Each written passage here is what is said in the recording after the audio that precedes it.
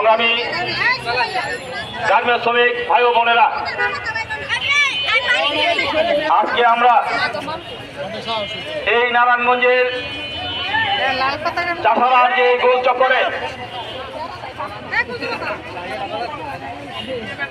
আমরা এসে দাঁড়িয়েছি। আমাদের পেছনে আমরা জানি এইটা হলো মালিক সমিতির অফিস। গার্মেন্টস মালিকদের নিট গার্মেন্টস মালিকদের সংগঠন বিকেএমইর প্রধান কার্যালয়ের পেছনে আমরা, আর সামনে এই রাজপথে আমরা দাঁড়িয়ে আছি। এখানে আমরা দীর্ঘ পথ সেই চণ্ডীবাড়ি থেকে পায়ে হেঁটে মিছিল করে স্লোগানে রাজপথ উত্তাল করে আমরা এই চাষারায় এসে আমরা এই মিছিলে যোগদান করেছি। আমরা জানি আমাদের যে সংকট, আমরা জানি পিএম গার্মেন্টসে গতকালকে প্রশাসনের ব্যক্তিরা বলেছে আজকের মধ্যে বেতন দিবে, দেয় নাই। বলেছিল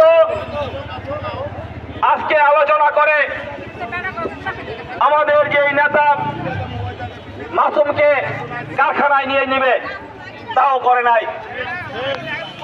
এর মধ্যে আবার নতুন করে ঘটনা যোগ হয়েছে। গত কালকে এবং আজকে সকালে 53 জন শ্রমিককে আবার নতুন করে ছাঁটাইয়ের তালিকার মধ্যে আনছে। আমরা এই ছাঁটাইকে মানি না, আমরা ধিক্কার জানাই, নিন্দা জানাই এবং প্রতিবাদ জানাই।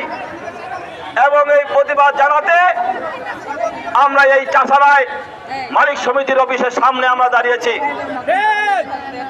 আমরা জানি, আমরা শ্রমিকেরা জানি, যখন ঘি ওঠে না আঙ্গুল পাকা করতে হয়, সোজা আঙ্গুল পাকা না করলে ঘি ওঠে না। আমরা পিএম এর শ্রমিকরাও জানি কিভাবে লড়াই করতে হয়, সংগ্রাম করতে হয়। এই পিএম গার্মেন্টসের মালিকরা যদি আমাদের নিয়ে খেলা খেলতে চান তাহলে কিন্তু পরিণাম ভালো হবে না, এর পরিণাম অত্যন্ত ভয়াবহ হবে।